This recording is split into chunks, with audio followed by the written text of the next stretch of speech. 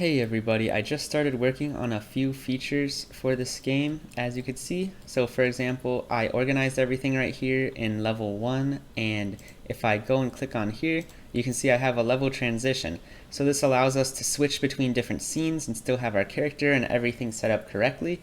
So you can see I have it set up so if the player comes over here and collides, then you will be transported to level 2.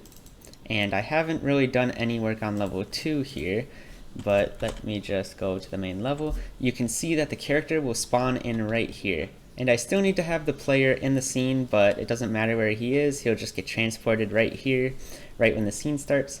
But this is going to be really nice to work with because we have all these different destination tags that we can work with. So we can choose and have multiple locations for each level that a player can come in and come out, which is really going to be great for this game project.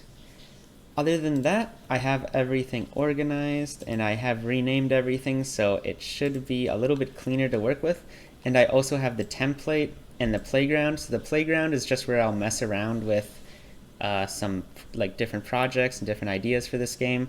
And then the template is just a generic level that I can copy and paste in order to create new levels really easily because it'll have everything I need inside of it. Anyway, we can start working on the second level now.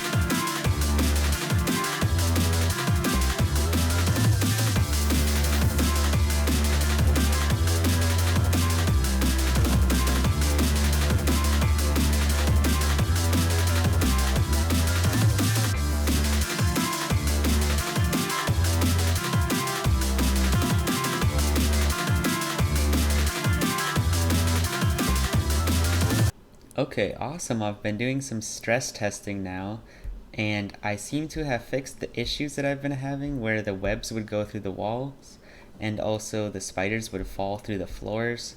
That's been fixed by increasing the fixed timestamp. So actually, the spiders themselves, well, I guess it's not perfectly fixed yet, but the more I increase it, then the more checks there are in the physics engine, and it's really unlikely then that a spider would go through the floor. So because like they're all colliding with each other right here, they're causing each other to start to fall through the floor. And I'm stress testing it because I have so many spiders on top of each other, there usually wouldn't be this many. So this situation should never really occur. But I think I'll need to increase it even more. So let's try 0.006. I know this isn't the perfect way to do it because you can use some sort of raycasting instead, but it's a good enough solution for now because we need to optimize later as opposed to right now. We just need to get everything in the game first. Okay, I've tried switching from a outline collider to an actual polygon collider, so you can see that once they start to go under, then they just come right back up, so that's at least a little bit better than what we had before, although obviously still not perfect. And also I turned down the collision detection speed again, back to 0.02, which keeps our frames up. Well, they're not up right now because I have so many things going on, but usually it can be around 1000 frames per second on this computer, which is pretty good.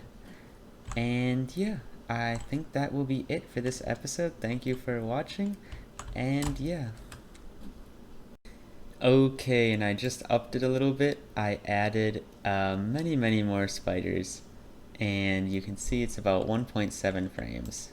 It's really fun to watch, and it's nice to see none of them were able to get through here now that it's the polygon collider, but yeah, about 1 or 2 frames.